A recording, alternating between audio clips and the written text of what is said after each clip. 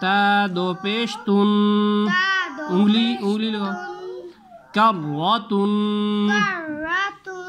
وقفاً کرہ ہاں گولتا وقف میں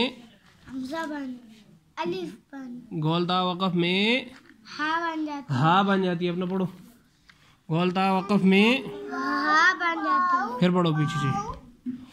تشدید پر کتنے کام ہوتے ہیں؟ کتنے؟ 1 2 3 3. کون کون سے؟ سختی سے پڑھنا ہے. پچھلے حروف سے ملانا ہے اور اس حروف کو دوبارہ پڑھنا ہے. حروف سے نہیں، حرف کو دوبارہ پڑھنا ہے. اور اگر نون اور میم پر شد آ جائے، تشدید آ جائے غنہ کرنا ہے. چلو پڑھو. یا زبر یا انگلی لگاؤ. وا نون پیش غن یغن نون پیش نو یظن وقفاً یظن یا زبر یا حا ضاد پیش حض حض نہیں حض ضاد موٹا ضاد پیش ضو یحض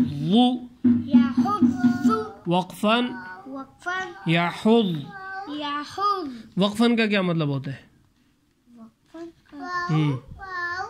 مطلب یہ ہوتا ہے کہ جب ہم اس حرف پہ لفظ پہ وقف کریں گے پھر ایسے کرنا ہے. جب ہم اس لفظ پہ وقف کریں گے تو ایسے کرنا ہے. ٹھیک ہے.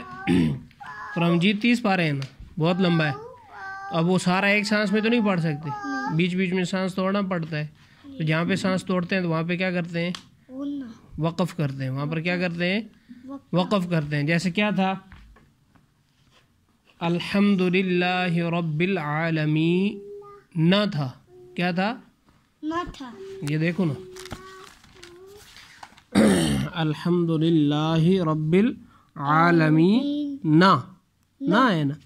پھر جب ہم اس میں سانس توڑیں گے تو اس کو کیا پڑھیں گے؟ الحمدللہ رب العالمین. اس لیے آپ کو ہر لفظ کے بتایا جاتا ہے کہ اس پر وقف کرنا ہے تو کیسے کرنا ہے. وقفاً کا یہ مطلب ہوتا ہے. اب پڑھو.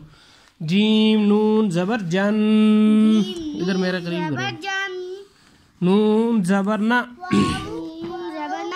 جن، تا دو زیر تن جنتن وقفاً جنہ. ذال را زبر ذر را زبر را. را کو کیا کرنا ہے؟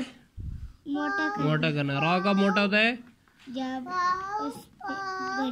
زبر اور پیش ہو. اور باریک کب ہوتا ہے؟ جب اس پر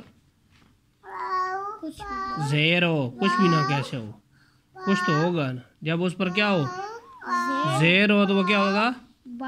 باریک. ورنہ کیا ہوگا؟ موٹا. ذال را زبر ذر را زبر را ذر را. تا دو زیر تن ذرتن وقفاً ذرہ. آگے. قاف واو پیش قو. انگلی لگاؤ. انگلی ہر حرف پہ انگلی، ہر حرکت پہ انگلی. قاف واو پیش قو.